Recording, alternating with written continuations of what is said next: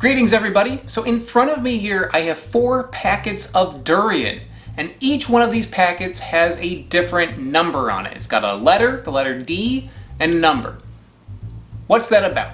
Outside of Southeast Asia, a lot of people think that durian just really refers to one variety of fruit, but there are many different varieties of durian with different flavors to them. If you live in Southeast Asia, you might go to a market and specifically want your favorite type.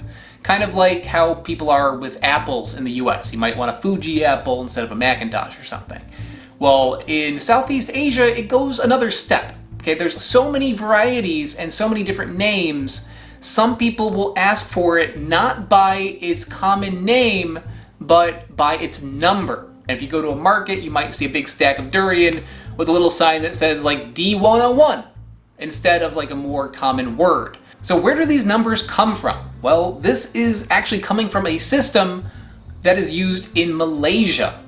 Specifically, it's from the Ministry of Agriculture of Malaysia, and what they do is they have an actual registry, like a big list of all of the major crops in the country. And each variety is given a registration number, a common name, a botanical name, a variety name, a description. This list is for all sorts of crops, not just for durians. However, I have spent a lot of time in Malaysia, about a year when you put it all together, and I've gone to a lot of markets. I have never seen anything except for durian being sold by its registered number. I think if you were to go to a vendor and ask for an MP14 rather than a Cavendish, they're gonna think you're up to no good and they're gonna throw you out, okay? So as far as I know, it's okay for durians, but not for other things. If I remember, I'll put a link to this list in the description below, but you can actually go to the official list for the Ministry of Agriculture and see what everything is labeled as.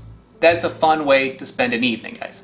And let's look something up. So in the US, the most common variety of durian that you find is the Monthong Durian. Usually you find this in an Asian supermarket, frozen to death in a little cooler. Let's look that up. So if you go on the list and we put in Monthong Durian, we'll see that this is actually registered as the D159. So there you go. On this list, there are 204 registered entries for durian. So it's like D and then a number. And curiously, at the bottom of that list, there's also a DQ number, and DQ is actually referring to a different species of durian. So most durians are Durio Sp. This is for a different species. And even more curiously beyond that is there's also DB, which is for Durio Blanda. And what that is a soursop. Soursops also have the common name Durio Blanda, which means like foreigner durian. So that's a subject for another video. Durian numbers are pretty interesting. You know, to me, it just shows how serious people are about their fruit in Southeast Asia. Like if you really like durian, you will go to a market and be extra sure you're getting the thing that you want. You're gonna not just call it by name, you're gonna call it by its actual registered number. So, let's eat some durian. Now, these were sent to me by yearofthedurian.com. Over the years, Year of the Durian has sent me many different durians with many different durian numbers. And if you would like to try some very interesting varieties of durian, check out yearofthedurian.com. So let's start with this one here, the D24, which I believe I've had this one before. This is the Sultan Durian, also known as the XO Durian. I'm reading this on a little card that they give you at Year of the Durian. They don't just give you the number, they give you some information about it. This says that it was for over 20 years the most popular durian in Malaysia, but now it's the Masang King. That is the most popular one, and that's probably why I know this number so well. I've seen this for sale in Malaysia by the number. Very fleshy. I can see why it was so popular. People tend to go towards the ones that have the most fruit on it, for obvious reasons. All right. That's a really tasty one. I can see why it was so popular. Not only does it have more flesh to it, it also has like a really nice raspberry sort of flavor. Yeah, raspberry, a little bit of chocolate to it also, like a little dark chocolate in there.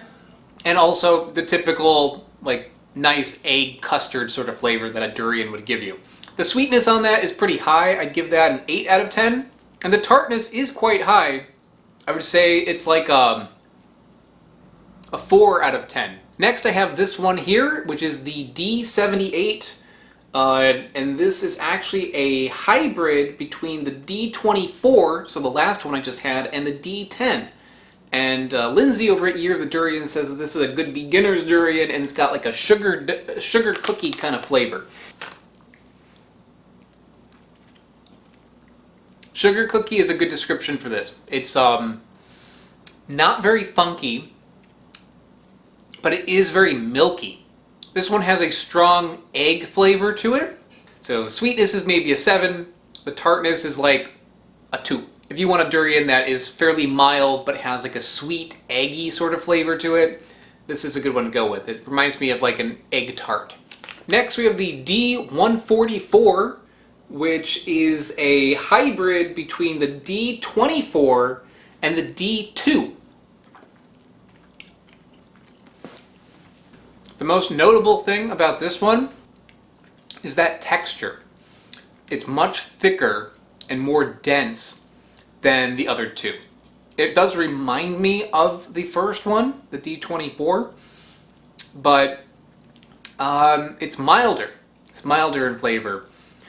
It's also not like super funky. It does have like that egginess. It does have the berry flavor. It's less tart though. The tartness on this is maybe a 2. Yet it does still have a berry taste to it. It's also less sweet. I would say it's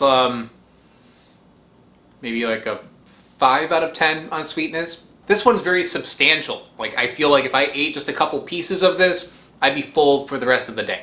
Next we have this one right here. This is the D160, also known as the Tekka durian or the Masang Queen. So Masang King is like the most popular durian. This is the Masang Queen. This one is very savory tasting. It feels like I'm eating like a sandwich or something. There's no tartness to it. It is sweet, maybe like a 5 or 6 out of 10 on sweetness. And this is a bitter variety, and you can kind of get that. It's not bitter like, you know, grapefruit rind or anything, but there's like a little more to it. There's like a little additional kind of like depth to that flavor, you know, where it's not just getting you like on the tongue, it's getting you back here a little bit, you know.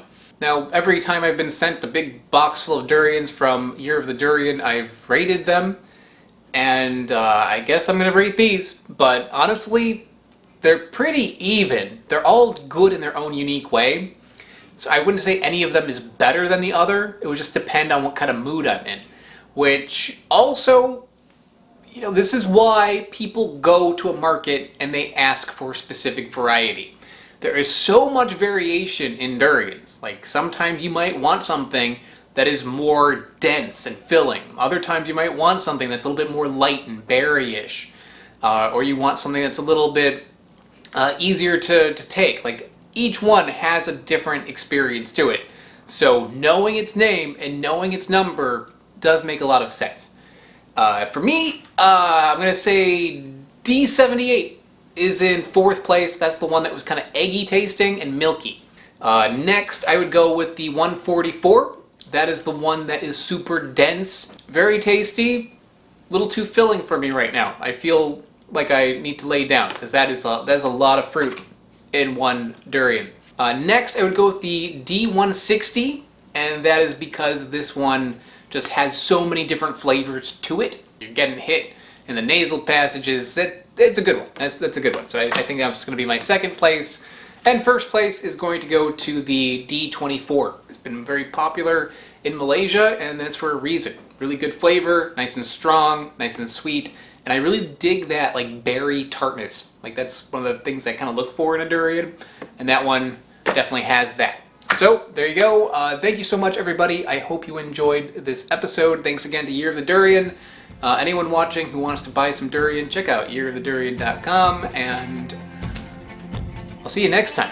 I would like to give a big shout out to Loftyrex and Smarter Every Day. They are mega patrons over on patreon.com. Patreon.com is basically how I can afford to go on all the adventures I do on this channel. So if you enjoy my series and you want to help support me, check out the link in the description below. If you don't want to go on Patreon, I also have t-shirts for sale like this one here, the Durian Anatomy shirt. That is available on my website, which I also put in the description below. Thanks so much, everybody. See you next time.